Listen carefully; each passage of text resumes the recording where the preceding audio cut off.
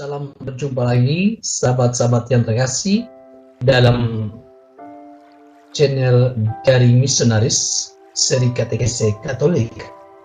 Ya, tema kita kali ini adalah mengenai Ekaristi dan kanibalisme. Ya, sengaja saya menampilkan tema ini karena ya cukup menarik untuk diperbincangkan bersama-sama. Ya, kita bisa melihat judulnya Ekaristi dan kanibalisme. Pertanyaan ini tentu sering dilontarkan karena ada orang-orang non-Katolik yang mengatakan bahwa orang Katolik itu sama dengan kanibal, karena tiap hari Minggu atau bagi mereka yang berkesempatan untuk bisa tiap hari mereka ke gereja untuk santap tubuh dan darah Kristus. Ya, benarkah demikian? Kita bisa bersama-sama mendalami soal ini. Yang pertama-tama kita melihat pengertian mengenai kanibal, yang menurut Merriam-Webster, kanibalisme itu dilihat sebagai ritual makan daging manusia oleh manusia. Ya, makan daging manusia oleh manusia atau makan daging hewan oleh hewan lain yang sejenis. Nah, di sini kita bisa melihat bahwa kanibalisme itu menyiratkan kegiatan mengunyah, menelan, dan memetabolisme daging dan darah.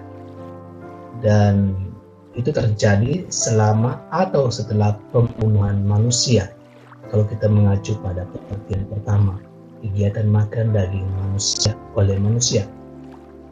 Nah, kita lanjutkan untuk mengerti, memahami secara baik mengenai Ekaristi dan kanibalisme ini.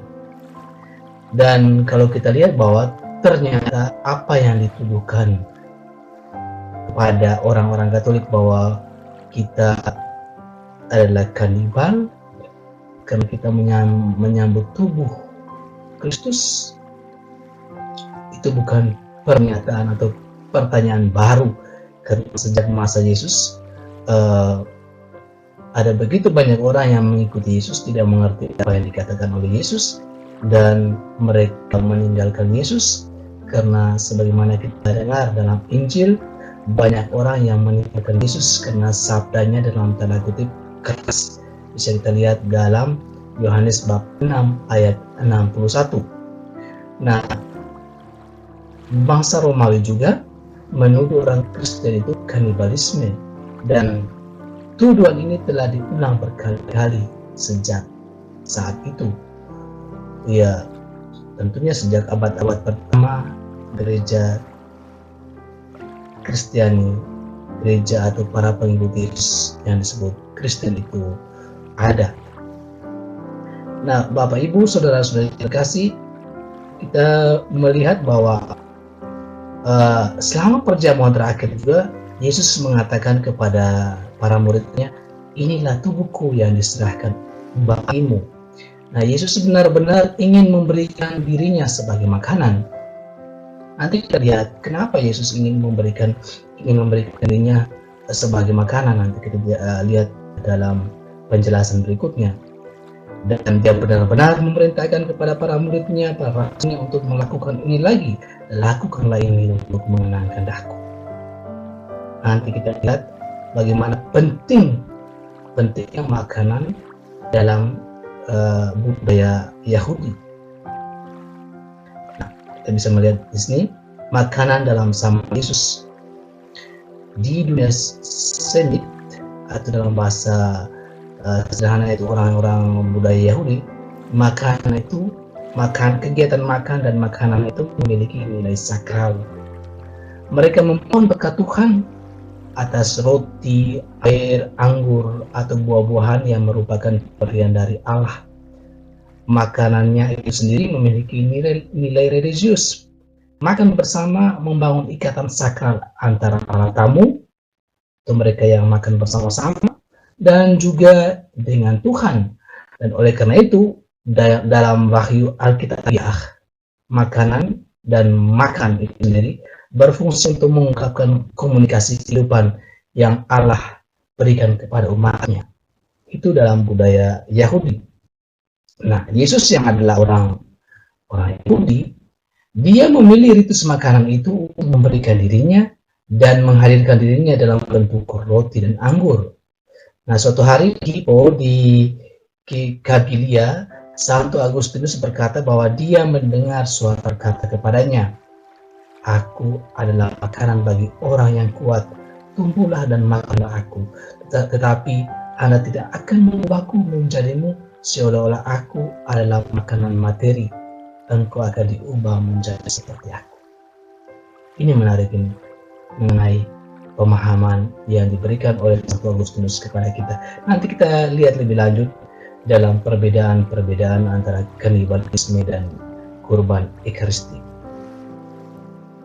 Ya, Ekaristi atau misa atau apapun yang kita sebutkan itu memiliki banyak nama, dan ini menggambarkan bahwa perayaan yang kita lakukan setiap hari Minggu itu memiliki kekayaan, memiliki nilai yang amat penting bagi kehidupan kita setiap hari. Kita lanjut ya. Oke. Mengenai Ekaristi ini bukan saja umat Katolik tetapi juga Ortodoks ya. Ini beberapa non-Katolik melihat ini sebagai tindakan kanibalisme. Benarkah demikian? Nanti saya jelaskan pada bagian berikutnya. Bapak Ibu saudara-saudari bisa lihat di slide ini, di layar ini, mengenai apa yang terjadi selama Ekaristi. Oke. Nah, yang pertama kita melihat supaya tidak lama-lama lagi, kita akan menjelaskan, memahami lebih lanjut mengenai Ekaristi itu bukan tindakan kanibalisme. Dalam kanibalisme, orang yang dikonsumsi pada umumnya dibunuh. Dalam Ekaristi, Yesus tidak dibunuh. Kita menerima dia dalam tubuh kebangkitannya, dan itu tidak mempengaruhinya sedikit pun. Faktanya dia tidak mengalami perubahan apapun, sebaliknya dialah yang mengubah kita. Ya, di slide ini saya tidak, di layar ini, di PowerPoint ini saya tidak mengerti dengan huruf besar ya, nanti saya akan ubah lagi. Menerima dia dalam arti Yesus itu, nanti saya akan mengubah ini PowerPoint ini. Selanjutnya, dalam kanibalisme hanya sebagian dari korban yang dikonsumsi. Hanya sebagian dari korban yang dikonsumsi. Ya, mereka tidak makan tulang, mereka tidak makan urat-uratnya dan lain-lain. Tetapi dalam Ekaristi kita mengkonsumsi Tuhan sepenuhnya. Ya, dalam bentuk roti dan anggur. Ini pada dasarnya berbeda dari kanibalisme. Nah, Ekaristi adalah tubuh mulia Yesus Kristus. Menerima tubuhnya berarti pada saat yang sama kita menerima darahnya. Tubuh Kristus yang dibangkitkan bukanlah mayat yang dibangkitkan seperti yang dimiliki Lazarus, tetapi tubuh rohani yang telah sepenuhnya berubah. Dan ini sangat berbeda dari tubuh kesengsaraan kita. Berbeda dari tubuh spasial temporal, tubuh ruang dan waktu. Maka seorang Katolik yang menerima Ekaristi menerima bukan daging biasa atau tubuh biasa, tetapi tubuh yang mulia, tubuh super yang dibangkitkan dan diubah rupa, yang menandakan kebaruan surga dan bumi yang baru. Nah, praktik kanibalistik tidak melakukan itu. Ekaristi berisi jiwa Kristus. Dalam beberapa masyarakat kanibal, daging atau darah prajurit yang jatuh dimakan. Mereka berharap mendapatkan kekuatan hidup atau keberanian atau untuk memastikan jiwa mereka pada saat yang sama. Ya, jiwa para korban maksudnya. Dan justru karena Yesus yang bangkit itu hidup, jiwanya tidak mati, dia bersatu dengan tubuhnya dan darahnya, tidak terpisahkan dalam Ekaristi. Jadi sebagaimana saja katakan sebelumnya, kita menyambut Yesus Tuhan sedunia. Oke, kita lanjut. Dalam kanibalisme, mereka menerima makanan sementara yang bersifat sementara. Sementara dalam Ekaristi, kita menerima kehidupan ilahi dari Allah dengan iman Dan dengan menerima Tuhan, kita tahu bahwa kita menerima hidup kekal. Sebagaimana dalam Yohanes bab 6 ayat 52 sampai 55. Nah, ini pada dasarnya berbeda dari kanibalisme. Dalam kanibalisme, mereka mengkonsumsi tubuh, bukan manusia. Ya, mereka hanya mengkonsumsi tubuh, bukan manusia. Jiwa dan korban telah meninggalkannya. Ya, pada saat kematian, jiwa korban telah meninggalkan tubuh. Nah, dalam Ekaristi kita mengkonsumsi seluruh pribadi Yesus Kristus, tubuh, darah, jiwa, dan keilahiannya, sebagaimana saya telah jelaskan tadi. Kemudian, dalam kanibalisme, begitu seseorang memakan daging korbannya, dia akan dihancurkan selamanya. Tapi ketika kita mengkonsumsi Ekaristi setiap hari, dan sebagaimana disebutkan dalam poin pertama tadi, Kristus tidak berubah sedikit pun, dia selalu tetap sama. Jadi kita lihat bahwa ada banyak perbedaan penting yang membuat Ekaristi itu bukan tindakan kanibalisme, melainkan cara yang dipilih oleh Tuhan untuk menyehatkan kita dengan kehidupan ilahinya. Nah, ini penting untuk kita garis bawahi. Beberapa catatan yang saya anggap penting. Kita tahu bahwa beberapa atau bahkan banyak orang kudus membandingkan Ekaristi dengan matahari, sehingga tidak heran kalau kita melaksanakan salve itu monstran tempat itu hosti itu seringkali berbentuk matahari. Itu seperti matahari. Karena apa? Karena Ekaristi memelihara dan meningkatkan kehidupan.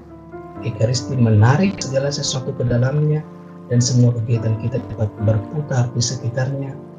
Nah, tanpa matahari, ya karena tadi perbandingan ini Ekaristi dan matahari, tanpa matahari tidak ada kehidupan di bumi yang mungkin.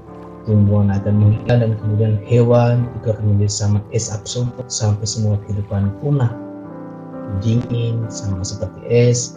Nah, itu menggambarkan bahwa Ekaristi itu benar-benar penting bagi kehidupan kita sebagai orang Kristiani. Nah, saya tidak heran Ekaristi disebut sumber dan puncak. Nah, para bapak gereja menjadikannya sebagai harta karun. Kehadiran Kristus yang nyata dan penuh. Ekaristi adalah salah satu dari 7 sakramen yang dengannya Yesus Kristus menyerahkan tubuh dan darahnya, sehingga orang-orang Kristiani yang menerimanya dapat dipersatukan dengannya dalam persekutuan kudus. Dan tentunya kita sebagai umat Kristiani, kita dapat mengulangi dengan tepat apa yang dikatakan oleh para martir Abitene di Tunisia pada abad keempat. Kita tidak dapat hidup tanpa perjamuan Tuhan, tanpa Ekaristi. Semoga penjelasan yang saya sebutkan tadi memberikan kekuatan kepada kita untuk semakin mencintai Ekaristi, dan membantu kita juga untuk menjelaskan kepada orang lain bahwa Ekaristi bukanlah tindakan kanibalisme. Tuhan memberkati kita semua. Amin.